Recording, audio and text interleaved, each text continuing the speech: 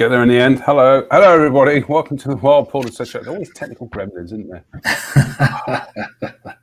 You sat here for 15 minutes messing around with things, and then it all goes wrong when you go to broadcast. Anyway, hello, everybody. Welcome to the Wild Portishead Show. We haven't done a live one for a while, and as I was sat here prepping it, I was thinking to myself, Chris, why haven't we done a live one for the while? I think we need to. It's your fault. It's my fault. It is my fault. I think we need to, as the ship slowly turns towards the whispering. What did you say?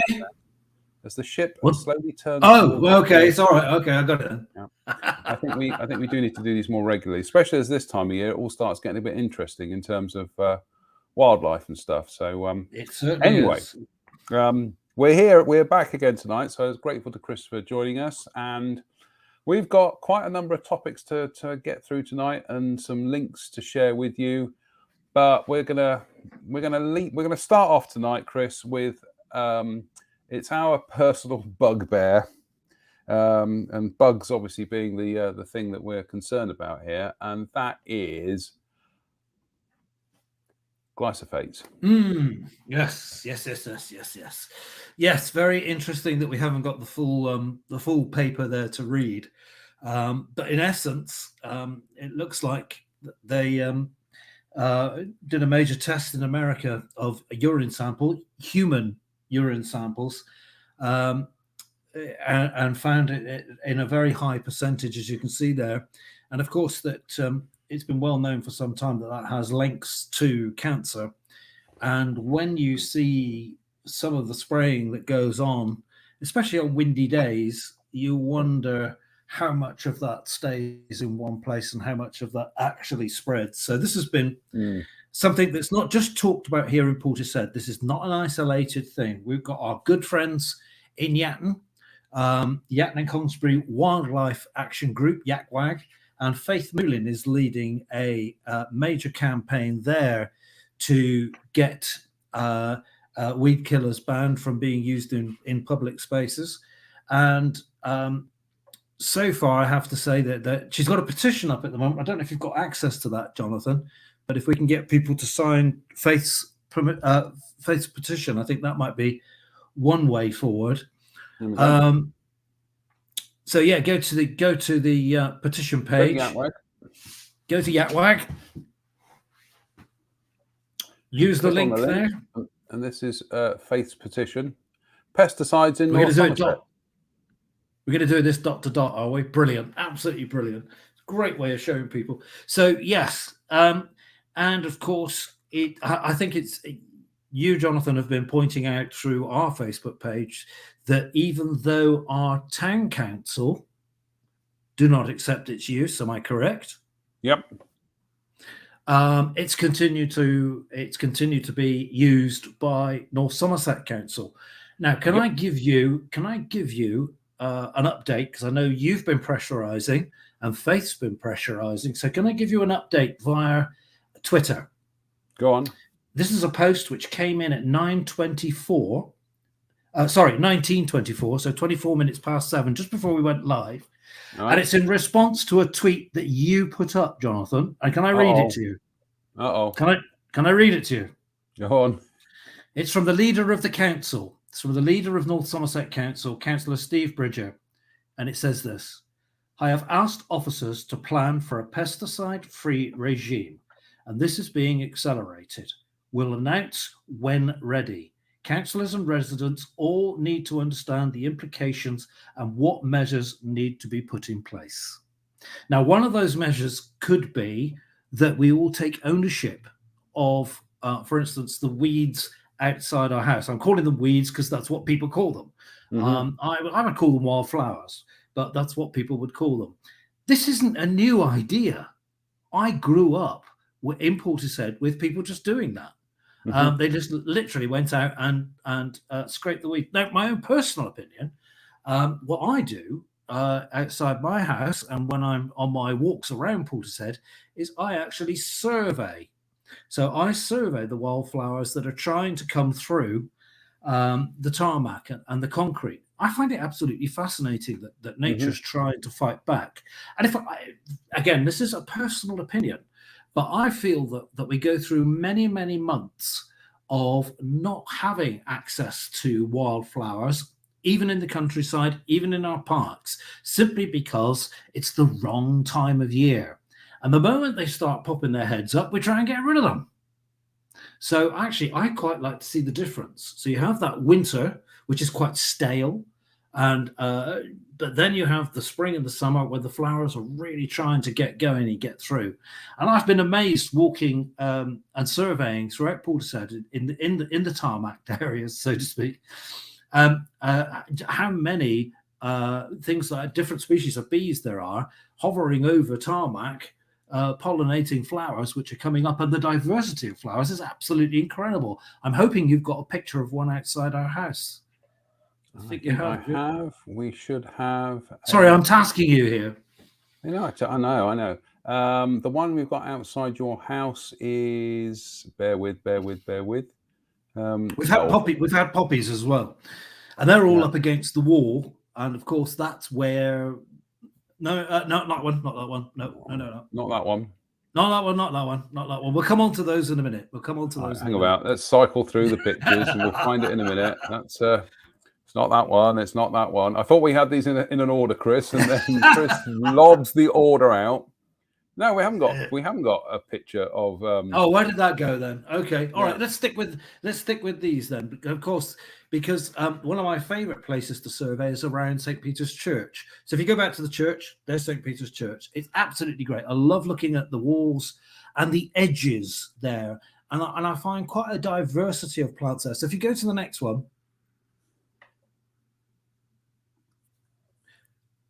So that's black nightshade growing out through the wall there, and I have to admit that some of these plants can cause damage to walls. That's what they do, but they're basically filling a niche. There's a bit of barren ground. This is a vertical wall, and this plant seeded itself in there, and it's going boom. Let's go for it. It's got nothing else around it, so it's quite happy to flower in there. So that's black nightshade on again.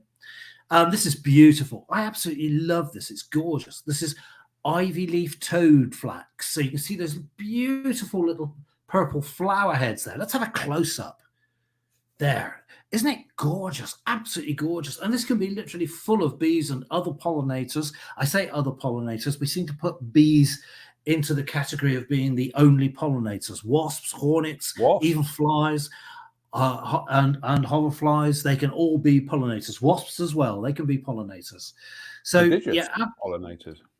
Absolutely beautiful flower this is when you get a really good close look at it. So I basically go around surveying these and making sure that we've got a record of them. And I use a particular thing called iNaturalist, whereby that gets put up onto a national database. So, things like this, providing they're not causing damage, why are we making the effort? And certainly in terms of a council, why are we paying vital taxpayers' money removing something as beautiful as that when maybe it doesn't need to? So if it needs to be removed, it needs to be removed. End of story. But if it doesn't need to be removed, why are we doing it? Let's move on. I was going to say that also reminds me. It just reminds me of the bee orchid. It's got that kind of. It does, doesn't it? Yes, it does. But you can see where it gets its name, ivy leaf toadflax. And of course, if you go to any waste ground at the moment, this is my son. Absolutely loves coming around looking at the wildflowers with me, and this is of course the large evening primrose. So this is absolutely gorgeous. And don't forget. The moment I say evening primrose, people will often say to me, you can get that as a, yes, you can. So you can get that as a herbal medicine. And it's particularly good if you've got problems with certain parts. So these are plants that we actually use, and we on this particular piece of waste ground, it could be completely obliterated. And it's beautiful, and it absolutely in full flower at the moment. So spend some time actually looking for this. And just below, you can see what looks like ragwort. That's actually Oxford ragwort, not the standard ragwort. And of course, that's my son there enjoying smelling them. He goes around smelling all the flowers, and they are really gorgeous. And particularly at the moment, and particularly when we get humidity like this, the flowers have just completely come alive. I was going to say, Chris, you mentioned earlier on we were talking about Faith's petition. Yeah. And you were talking about the idea that people take ownership of their own spaces, their own little bits of pavement, their own little bits. And this is something, again, this goes back 3 years to when we had that the Wild Portishead meeting at the Folk Hall before COVID came along, and and that was that was key to one of the things we are still trying to push forward, and that is give the public ownership of things, give them spaces, let them look after it. Let them do their thing. As long as people aren't rushing around spraying weed killer, obviously, but let people, manage their own spaces. Have an agreement with the council, with the district council and the town council. Ideally, it would be devolved down to the town council, who then devolved down to residents. But let them take ownership. I don't understand why that hasn't happened. I mean, that was one of the things that they were going to do. And I know there's town councillors watching us tonight, and they'll back that up. That's one of the things that was going to happen, was that all things like this will be devolved from Weston or Clevedon down to Portishead, so that Portishead could make the decision. And I mean, I totally agree. I cannot understand why we're in a cost of living crisis at the moment, and we're paying out taxpayers' money to basically potentially poison ourselves. Why would we do that? Crazy. When years ago, when I was growing up in Portishead, people would go out and weed their own little bit outside the house, and you'd find people doing that. And there would be some people who didn't do it as much. And as a kid growing up, identifying these plants, it was brilliant, absolutely brilliant. I didn't have to go so far to see some fantastic flowers coming up through. Notice I didn't call them weeds. A weed is just a flower in the wrong place, a plant in the wrong place. But yeah, which actually leads us to another thing, which is coming up very, very soon in the autumn. Do you want to talk about Big Green Week now, or should we keep that for a bit later? We can keep it for a bit later, actually. Do we want to go back? Do we want to go back to Steve? You didn't make any comments about Steve Bridges. Well, no, I was listening in. I was listening intently. That's good news, because we are not the only people who have been, kind of like pressuring North Somerset Council on this, because, as I say, it's been widely acknowledged now that weed killers, herbicides and pesticides they're obviously detrimental to nature. That's their job, but the wider implications for human health as well, and all this is connected. We keep doing this thing of thinking that well we can do this to nature, but we're not going to be affected by it. The use of weed killers and pesticides and herbicides, it certainly has been proven it has detrimental health effects to the people actually applying them. But also then this stuff is being sprayed around public streets or whatever. As you know, in your neck of the woods, you've had people who have had contamination in their garden from where there has been the use of weed killers or insecticides of some sort, and the wind just carries it into their gardens, and it ends up poisoning ponds. It ends up killing fish. It ends up killing plants that people didn't want killed.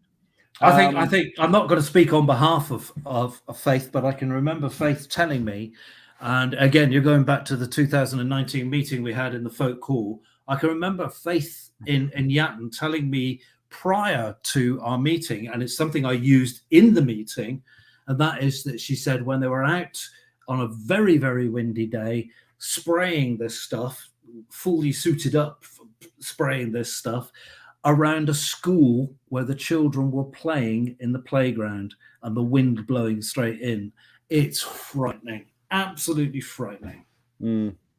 Well, that's good news. We appreciate the very rapid feedback from Councillor Steve Bridger. Let's So both do a thanks to Steve Bridger. Yeah, Thank absolutely. you, Steve. That's Yeah, the thank you, response Steve. we want. Positive. Yeah, and like I say, with a bit of luck, all this takes is a bit of joined up thinking between councils and residents and groups that we can come up with. We can come up with solutions that don't involve having to go around spraying this stuff all the time, and obviously save the taxpayer some money, and maybe that money could be diverted back into people.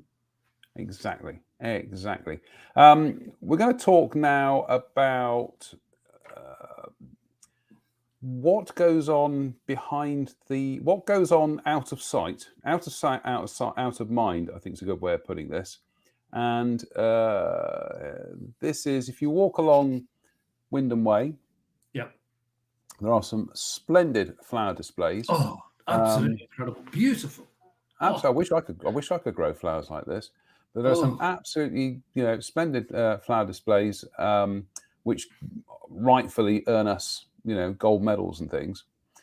But, and obviously this isn't the fault of anybody behind the flower displays, but just behind all this veneer of splendor, you have this.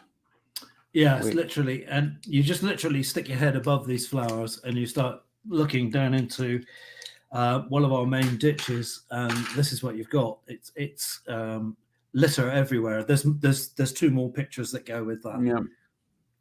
And you don't need to be a rocket scientist to work out where they've come from. You can see some of the stuff that's there, and it's just such a shame that we take great pride in the flowers that we create for Britain in Bloom, and that doesn't include the bits in the background. And this is what, let's be honest, this is what puts people off letting it get untidy, because this is the type of thing that will happen. It doesn't have to be like this. It really doesn't. Now, that particular ditch, has kingfishers in it, believe it or not. So people who are walking, getting healthy, walking towards Sainsbury's, will have kingfishers literally flying past them out of sight. And the kingfishers are feeding on the fish which actually live in this water. And the fish that are in this water are getting contaminated by that. So the kingfisher is just one bird. And I know many people that might be potentially watching this that have taken photographs of the friendly heron that goes down there. And he fishes from there quite often. So we've got a lot of life in there. Believe it or not, I found a few months ago some underneath the main bridge there of Wyndham Way.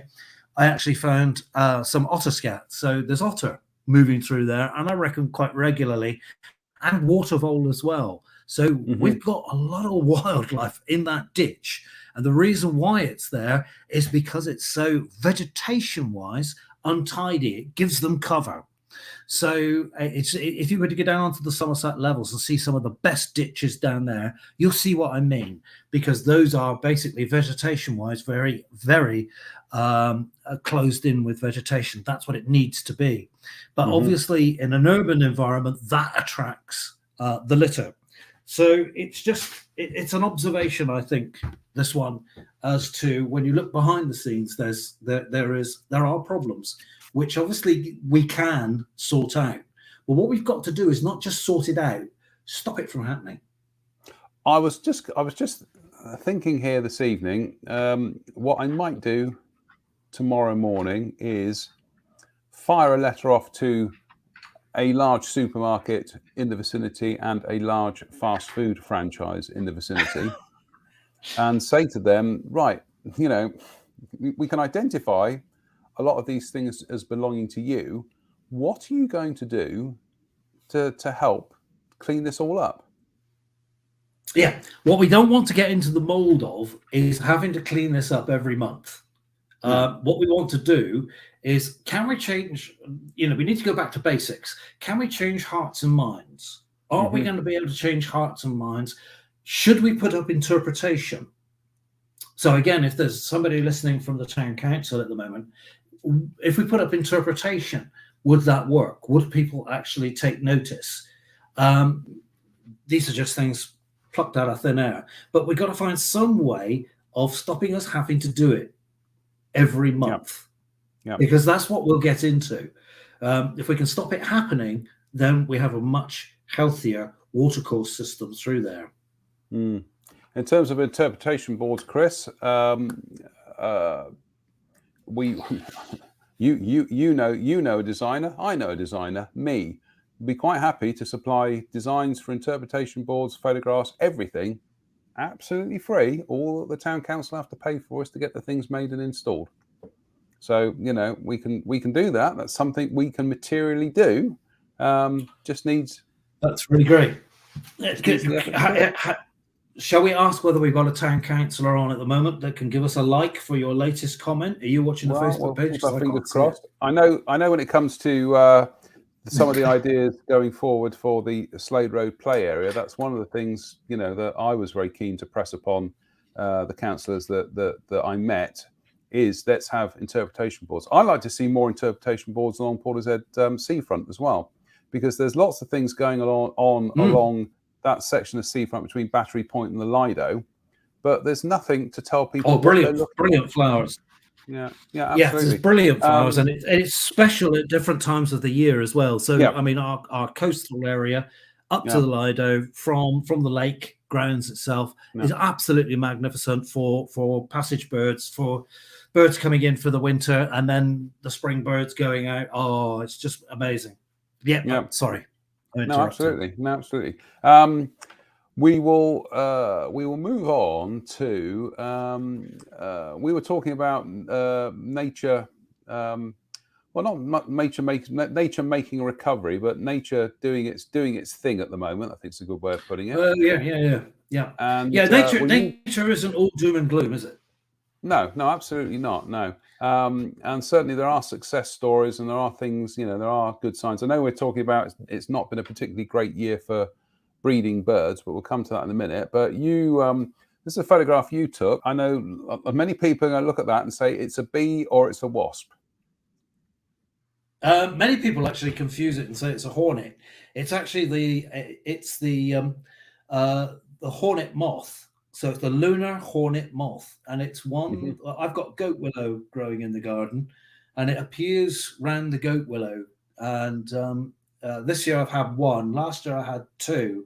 I wouldn't say they're particularly common. I'm sure people don't get them very often, but when you have them, they're a daytime flying moth as well. So when you have them going past you, it really does make you jump, because it feels like a hornet as they go by.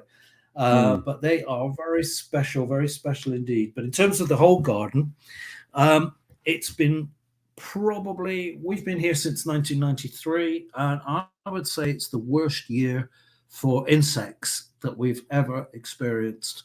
And that's been, if you like, the results of that you can see with the birds, the amount of fledging that we've had. So nothing to do with bird-on-bird predation, a simple lack of food. And in fact, our great tits, normally they have 2 broods. This year they've had 1 brood. And we think they possibly fledged 1 or 2 from a potential 9. And they were actually coming to us for food in the end, because there was no insect material to rear their young. Very unusual. So I started feeding again, and I was using obviously fat to feed them and mealworms. No peanuts over that period, but that to me was the first time I can ever remember us going back to that type of feeding. We'd not needed to do it before, because of course those are the type of birds which would go around hoovering up the insects in the garden, in our garden and other gardens. And so this insect apocalypse, as I call it, has been incredibly widespread. We hadn't had a butterfly up until a few weeks ago, and we've started to get a trickle of them coming through now. And during this hot weather, the bees have started to increase. But during March and April, when our goat willow trees are actually in flower, they literally hum with bumblebees. Not one this year. Yeah, I was going to say that's an incredible difference. Yeah, I was going to say, out on the patio here, I've got a big, sage bush that's Yeah. right by the table. So when I'm sat on the patio having a read and a cup of tea, I'm right next to it. And most years I'm sat there and it's just a constant hum. It's just constant bees, all manner of things. Barely anything this year. And in fact, I was out walking last week with a friend of mine, and we did a big loop of. We went up through. God, I can't remember what it's called now. Priors Wood. We did a big loop of Priors Wood up by the up near to the Down School, then cut across the top of Portbury Lane, then up to the top of Fayland and all around there, and then cut back down to Portbury High Street. And we were walking along great sections where there's long grass and whatever. And occasionally we heard a cricket or a grasshopper, but not often. And in fact, my friend remarked, you used to be able to walk along and used to be able to put your hand along the grass and it would just all be them all flying out in front of you. So he hasn't seen that in ages. Yeah. That's a worry. Yeah. Well, this is the time of year you should be able to crawl through long grass. Obviously, don't do it in farmers' hayfields, but you used to be able to crawl through the long grass and get deafened by the sound of grasshoppers and crickets. Not anymore. And not even in my garden. Just don't hear them. It's a big problem. It's a massive problem. Yeah. And if we haven't got the insects, even down to the point where if I go for a walk around Western Bigwood a few years ago, and then right back to my youth, I'd have been followed by a small cloud, sometimes a big cloud of flies. They just follow you. And now none follow me. The implications of that are enormous. Just ask yourself this question: who's breaking down our waste? The wrong things. When we were out and about last week, we did actually see beautiful tiger moths. Yes, absolutely beautiful animals. But yeah, that's the top half, and that's the underside. So the underside, if you see a moth like that with kind of like large reddish orange underparts and then black and white tops with little specks of yellow, that's a tiger moth. Absolutely beautiful. One of the few daytime moths, I believe, Chris. That's right. As well as the moth I mentioned to you, the lunar hawk moth. The lunar hornet moth, and of course the place to see these tiger moths at the moment. There was a big hatch of tiger moths, which turned into a very large amount of caterpillars. And providing the plants stayed there, they were in the garstons. So there should be a lot of adults around there at the moment, and certainly adults coming back. And the particular plant they were laying in and the caterpillars were active on was green arcanet. And again, that's another one we're getting rid of. I say, and also the cinnabar moth as well, which if you've ever come across that, it's an absolutely beautiful black and red moth. Really super. Bear with me a second. I'm just trying to call up a picture here. You've just reminded me of something. It was a friend of mine. She sent me through last year it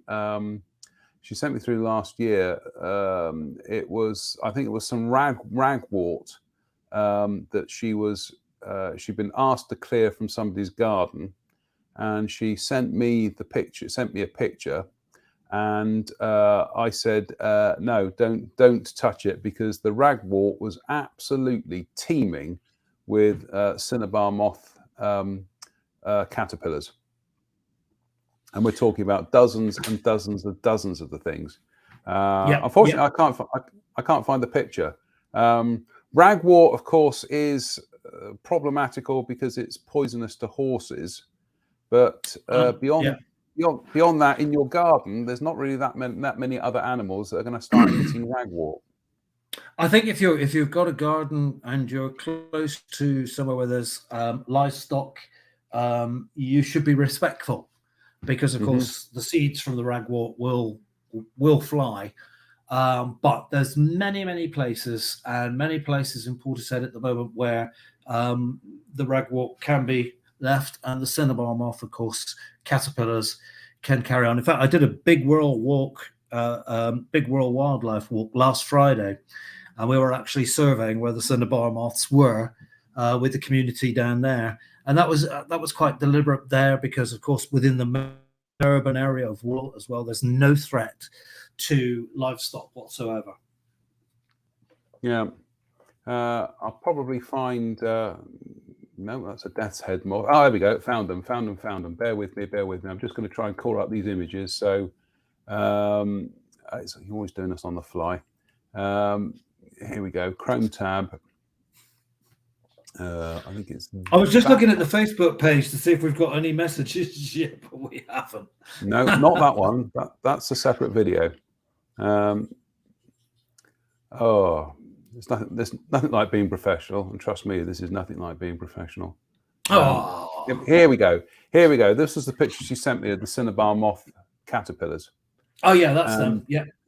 And if you look, there are 1, 2, 3, 4, 5, 6, 7, 8, 9, 10, 11, 12, 13, 14, 15, 16, 17, 18, 19, 20. It's about 30 odd there. And that wasn't... I think there was another... No, that's me and a horse. That's me feeding a little horse. That's yeah. There they all are. Can we get into your holiday snaps now? Yeah, I know. Actually, that was... I think that was... Let's just go back to that. That was a horse in Wales, which then proceeded to charge me and try and knock me onto the beach. So yeah, that wasn't fun. But I'm cursed with horses at the moment. I keep my distance from them, but they come charging over to me. Obviously, you can smell that I'm nervous of them. And then the next thing is they're trying to kind of like bang me into things. So yeah, I understand that. But yeah, there are those are cinnabar moth caterpillars. So if you come across something that's in your garden that's, you know, beautifully tiger striped like that, yeah, they are utterly fabulous, fabulous things. So if you've got ragwort and it's crawling in cinnabar moth caterpillars, leave it be for the moment. They'll like you for doing it. And you know, and then you'll be graced with the splendid sight of cinnabar moths, which is certainly one of my favourite moths. So there we go. Right, Chris, we've also got, just to say, we've got a video here that you sent in. Let's get on to some more good news, shall we? Okie dokie. So let's key up the video. I'm out and about at the moment. I'm out and about at the moment doing some monitoring. What you see here is some grass is cut. And there's a pair of buzzards who are taking the kiddies out, and they're actually being taught to hunt voles over freshly cut grass. So, and whilst I was watching over that, a red kite came in as well. And of course, good news locally for red kites. Mm-hmm. Yeah, we've got multiple sightings of them now in the area. Yes, good news. This is a Portishead red kite, and we're getting sightings of them, as it says here, virtually every day now. Yesterday, I was obviously filming those buzzards. I was actually barn owl monitoring, but couldn't resist that family of buzzards, the male and female actually teaching the young ones to catch voles. But this is a Portishead red kite, and they're being seen regular. They're also being seen regular across the levels. I was on Exmoor doing my monitoring as well across there. And I had a whole day watching red kites there, because everywhere I stopped, every farm I went to, they had a red kite. They've got to be breeding now. And they've got to be breeding fairly close, I would say, because what's going to be fascinating is over the next period of time of this dry weather, we should see the main hay cut taking place, and then the extra silage cuts taking place. And that's going to expose the small mammals, and that's what will attract the red kites in. They're coming from somewhere, and they're not coming very far.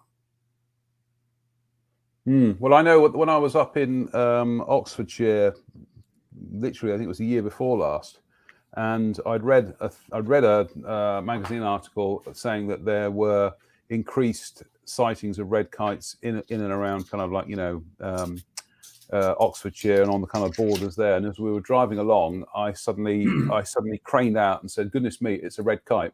Managed to get a very bad photograph of one, and from that point onwards, all we saw were red kites. It's the most extraordinary journey. In fact, when I was at Avebury early this year and walking back to the car park in the kind of late winter afternoon sunshine, what flew right over us? A red kite. They're out there. they're out there. And anybody Yes. wondering how to identify a red kite from a buzzard or other birds of prey, the easy thing with a red kite is it's got that V fork tail, and that's it. It's a very easy identifier. But they are, they're out there. Absolutely, they look like a slightly slim buzzard with a V tail. But hopefully we're going to get some more pictures of them in the town. And if people are taking photographs, do share the pictures on our page. But magnificent sight to see, especially as 10 years ago, if you were to say you'd see red kites in this area, you'd be really cracking open the champagne. Yeah, yes, absolutely. Exactly. That's one of the successes. Yeah, got a question here from Caroline. She says, "I've not seen any of those red bugs beetles on the hogweed this year. Normally they're plastered in them. I'm not sure what they are." Cardinal beetles. Cardinal beetles. They're called cardinal beetles. And yes, I've seen some today, but you're right, Carolyn. Come to think of it, they've been scarce. Normally, from where I live, I'm quite close to Western Bigwood, and the field edges, which are full of cow parsley, normally I find them on there. I haven't, but today I was down on the Somerset levels and I found a sprinkling of them on the cow parsley down there, but very few and far between here. But that's the cardinal beetle. Right, we'll just bring up a picture for anybody who wants to know what a cardinal beetle looks like. And we have, there we go. Bingo, there we are. What a magnificent little thing that is. Great beauty, picture, isn't it? Yep. Yeah, I didn't take that. Did you take that? No, I didn't take that either. No, I've stolen that from Wikipedia. So, but yeah, fabulous little things. It's well, to be honest with you, I've not seen that much hogweed, to be honest with you, apart from the usual cow parsley and associates. But make of that what you will. From my garden, we'll share some stuff from my garden here, and this was early this week, and I've got quite a clutch of juvenile blue tits at the moment. We've had brilliant. Excellent. There's about there's probably a little brood of about 3 or 4, but this one was very persistent and kept coming back to the nut feeder and stuffing his/her face. Yes. But I mean, sometimes I think people get these confused with coal tits because of the colouring is not quite blue titish at the moment. But no, juvenile blue tits are they tend to be very olivey on the chest parts, and the heads and the top of the heads are a very dark grey colour. So from a distance they can be mistaken for coal tits, but no, that's a juvenile blue tit. Other than that, what else have I had in the garden? The usual. My starlings. I've got a fresh clutch of starlings now, and they're juveniles because you can tell them from the feathers, and also they're very, very, very noisy. In fact, all I hear out there is starlings squabbling all the time, and I have to poke my head out the door and tell them to knock it off because they just honestly pay no attention to me. Right. So we're just going to pop up that link, by the way. We'll put it up on the page, but the link to Faith's petition is www.change.org/p/pesticides in North Somerset. So we're going to put that link up on the Facebook page right now.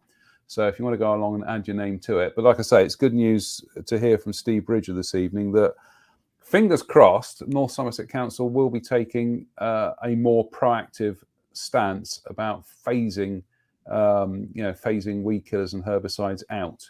The sooner the better, to be honest with you, but at least it looks to be positive movement of some sort. So we'll keep our fingers crossed on that one. So Chris, more pictures. God, this is a packed show tonight. More pictures, and what we've got here is some stuff from you, and it's your favourite thing, which is owls. Yes, this is from the Hawk and Owl Trust Somerset live barn owl cam. Can you see they've all got little rings on? I Can put see they've those got on little them. rings on. So this is five of 6 which actually fledged. And all in all, I mean, obviously I'm still nest checking at the moment, but it seems to have been a very good year so far for barn owls. These guys are looking really good, and they've in fact started to distribute. What that basically means is that mum and dad have had enough. They're fully feathered, their voices have broken, and they're starting to push the young ones away. So these are all the young ones lined up here waiting to be fed, in order, I should say. There was 6 on there, but the song went along the lines of there were 6 on the ledge and the other ones. And so this is the type of scene I'm seeing across the area, quite successful. Most of the broods are between 3 and 5. This is an exception. This was 6, although you can only see 5 there. And so the general picture is a good one. But the interesting thing is here, if the weather holds, the pair of birds here are already looking like they might be getting active for a second brood, which is something barn owls can do. So last year we had quite a few second broods, and the thing with the second broods is that they can carry on until October. We had one which carried on until Christmas. So providing the food's there, they will keep going. Excellent. And we've got some other pictures as well here. Next picture. This is fantastic. This is fantastic. So this is the little owl. And basically what you're looking at here is the smallest of the British owls, one which has declined dramatically across the country. Now, you won't find it listed. It won't be listed as green, amber, or red listed under the Birds of National Conservation Concern list. And that's simply because it was introduced in the 1880s, 1890s. So it's classified as an introduced species, but it's one that actually fills a niche. Therefore, it's not targeted with removal by DEFRA. So it's going to be left alone to get on with its job. But it has declined dramatically. It's not being persecuted.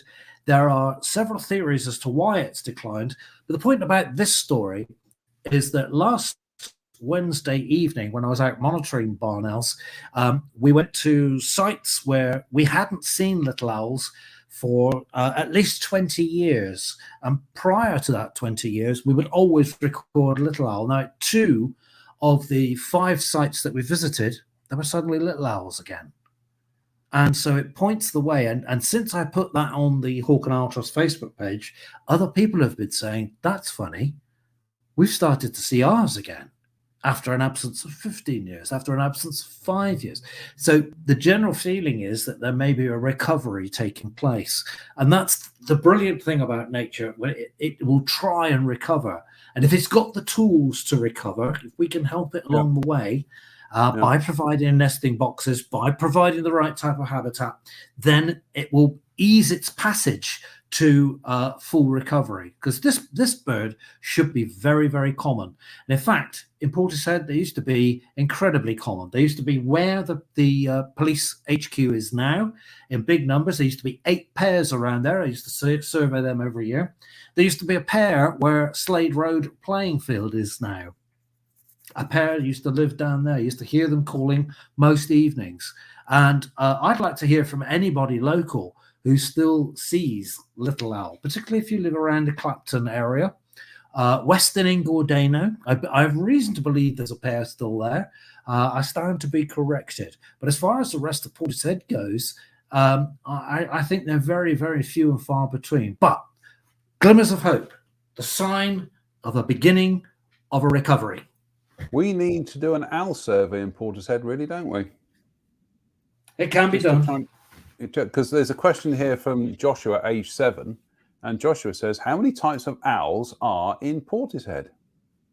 What a great question. Potentially, Joshua. Yeah, potentially we have the little owl, barn owl, tawny owl, and in the winter joined by short-eared owl and long-eared owl.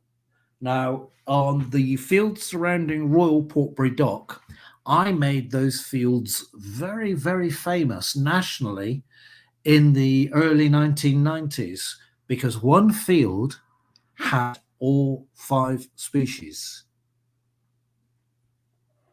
That's quite a trick, isn't it? It was an amazing trick, and also, unfortunately, it doesn't happen anymore. I'm just going to see if I can find the picture. Actually, this is going back 10 years ago. It's going back 10 years ago when I got my new camera, actually, and I was down Portby Wharf Nature Reserve, and it was just getting dark, and I was. You can tell I'm filling in here, trying to find the picture on Facebook, and it was just starting to get kind of twilighty. I packed my camera up. I was just leaving, and as soon as I went outside, what flew past me over the fields but an owl, and so I instantly grabbed the camera out, remounted the lens on the body, and I think I managed to get a couple of shots. There we go. Found it. So here we go, Chris. You'll know what this is. God. So I'm just trying to load pictures on the fly here. Here we go. So this was the picture that I took in the twilight, and pow, there it was. Brilliant.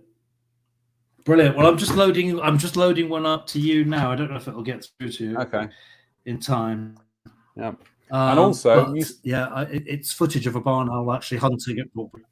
All right. This is a male, actually. I can see that's a male. Right. It's a male, and it's 2.5 years old, and it's been to the dentist once. Right. And also, that was a flying visit. Literally was.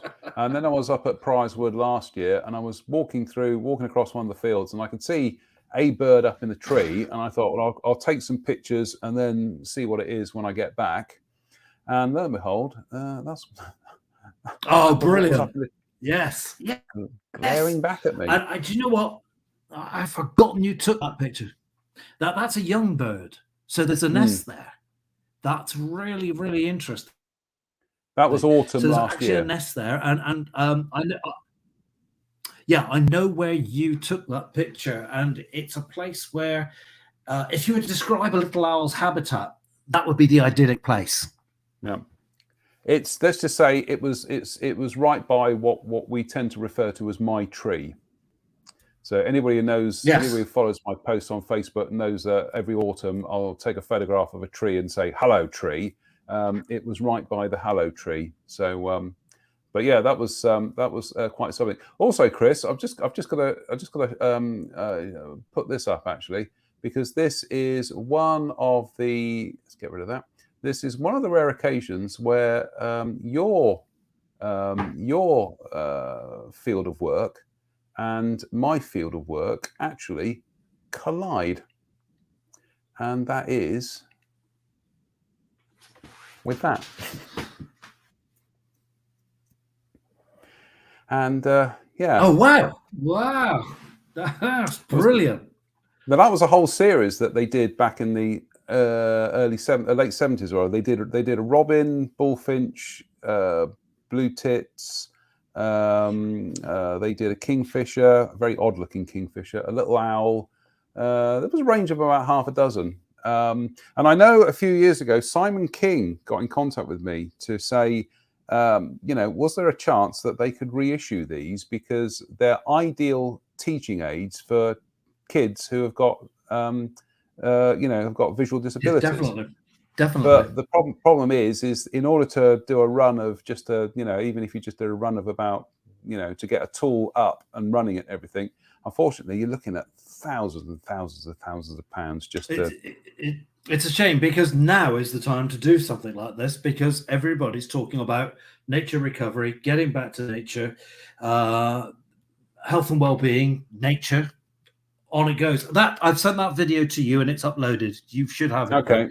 That's a barn owl hunting in Portbury. Right. Bear with. Chris messaged me apparently. Here we go. So right. Okie doke. We'll Let's just cue that one up. Gotcha. See, Chris Packham doesn't have this problem. He's got teams of people do this. I have to do this all by myself. Unbelievable. But actually, he had you doing it. So, it was share screen. Here we go. Right. Facebook. Pow. There we go. Yeah. So this was a video I took on the phone. You can see Portishead there in the background.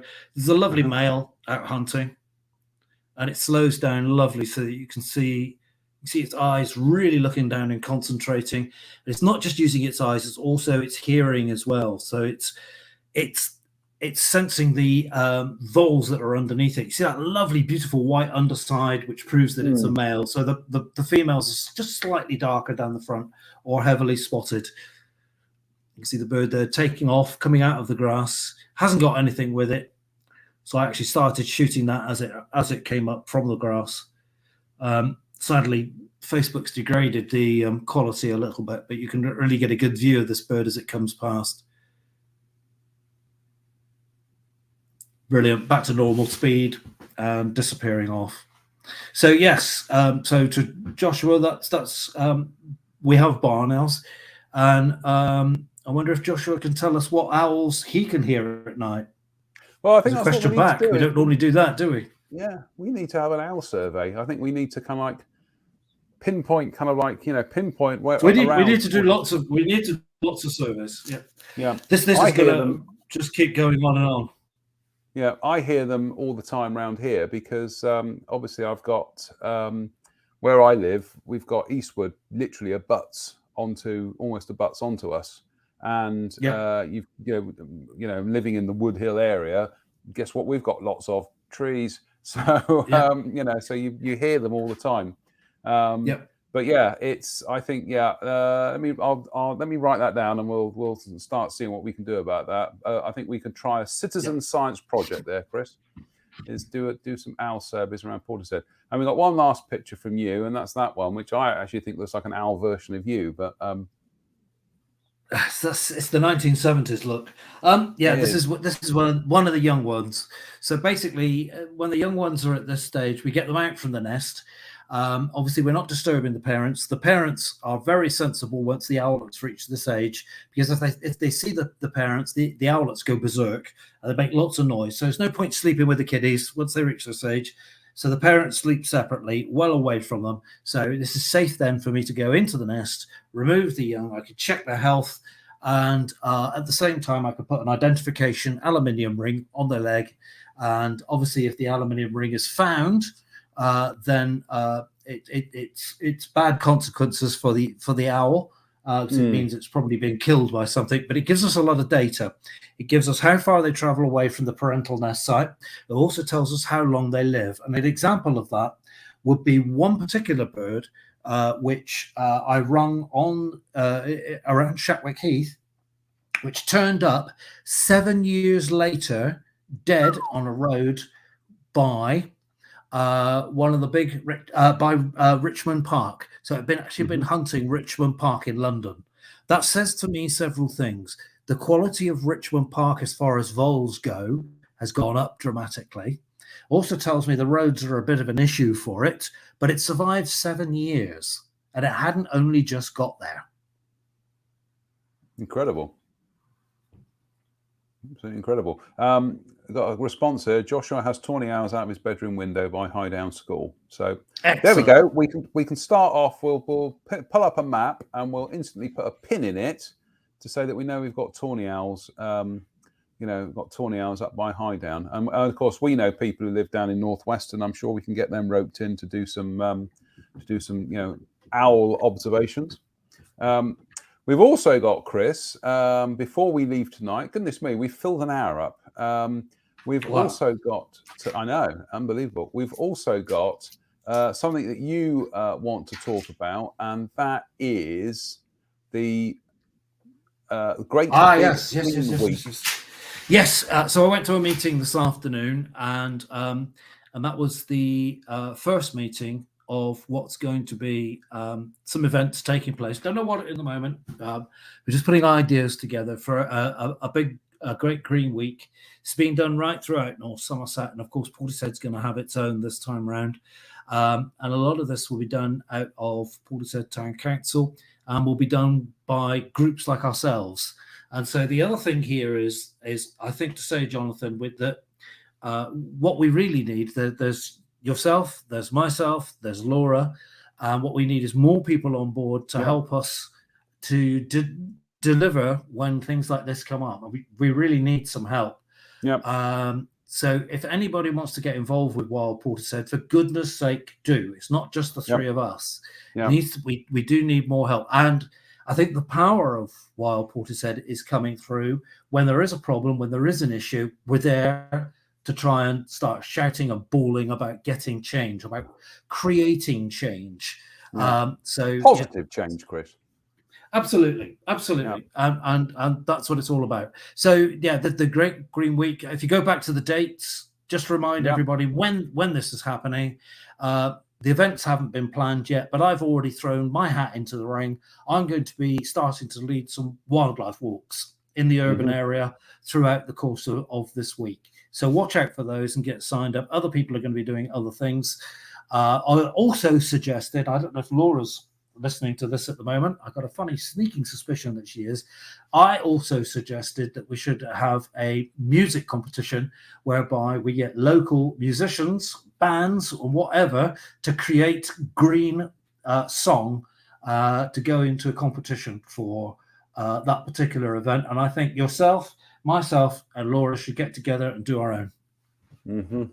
Yeah, I don't know whether kind of like I don't know whether a 20-minute long progressive rock song about green, I don't think we'd win, but we give it a go. Here we go. We've got some volunteers. We've got Councillor Bob Cartwright says, count me in.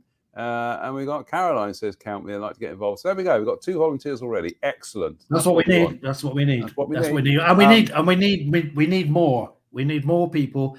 We need to make Wild Portishead into something that really represents the residents. We do not want to form a membership organisation. There is absolutely no point in that whatsoever. We need to be, in the words of Jimmy Page when he described Led Zeppelin, tight but loose. Yeah, I think that's the other thing is that, after taking off with a bang 3 years ago at that public meeting, of course, what happened the next 2 years is we were kiboshed by COVID.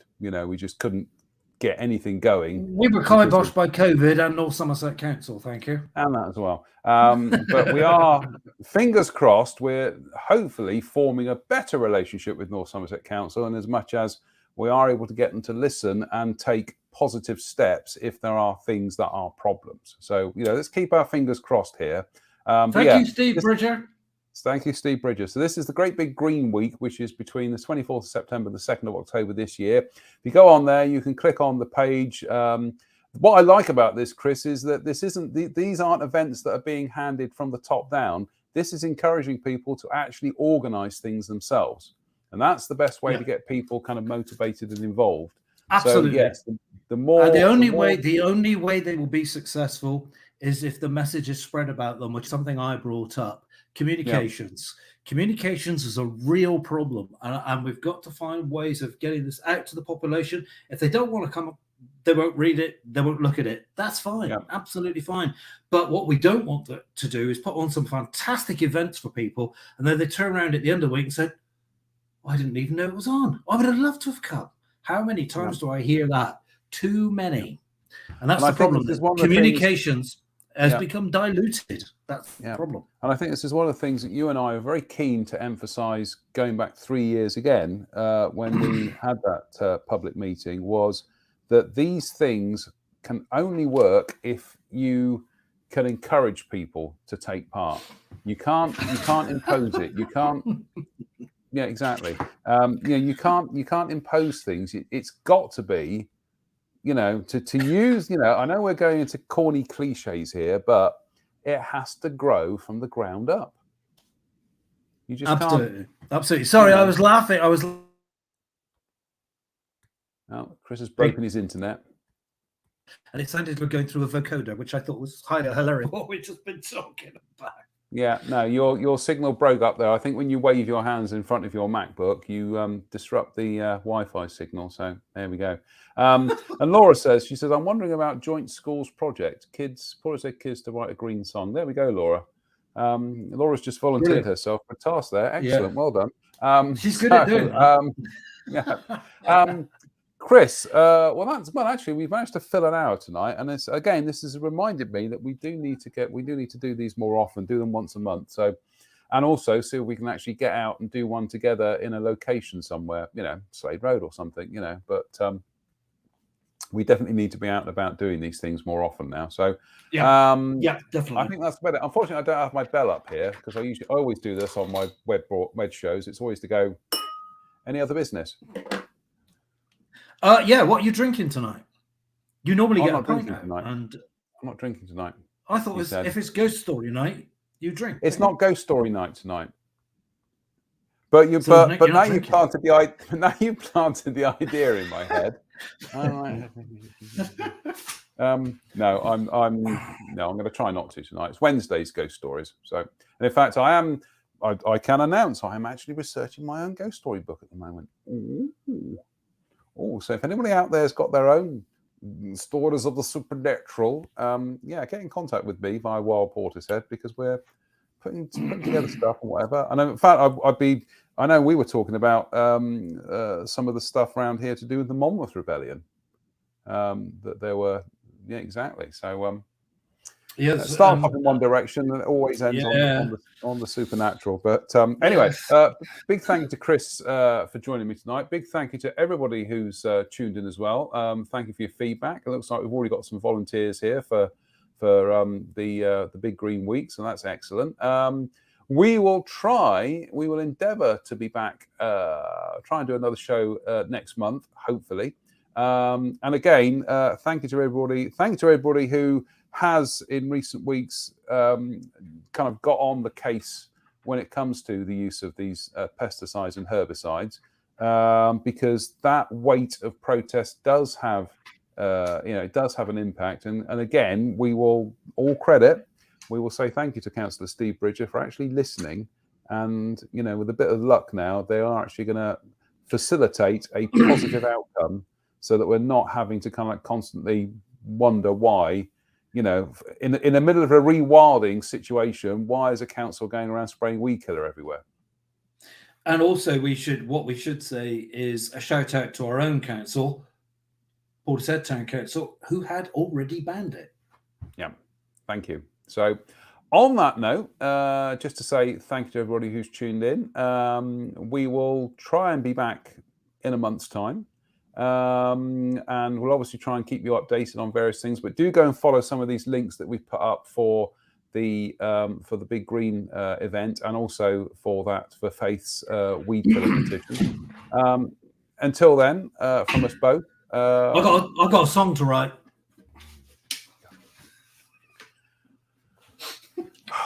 Now I remember why we haven't done a live show for ages. It's just like, what is that? Is that actually a ukulele, or is it a guitar? No. It's a guitar, but it's my practice guitar. So it's all tuned to A. It's not a. It's a half tiny size. Though. How on earth can you play that? Yeah. Oh, quite easy. We'll have a musical edition another time, Chris. It's Oh no! I actually want to write the song ready for the Great Green Week, so I've got to get started. It's descended into farce, everybody. On that note, just to say, actually, if you've ever heard Chris singing, I've heard Chris singing, and Chris does have a very kind of very 70s kind of like progressive rock voice. It's very kind of Peter Gabriel-ish, I think. Sorry, that's upset him. Well, I could have said John Anderson. John Anderson? My God, when was the last time I felt tripped up jumping over a barbed wire fence? I was going to say, exactly. On that note, I think we better go. This is going to go everywhere if we're not. See you later.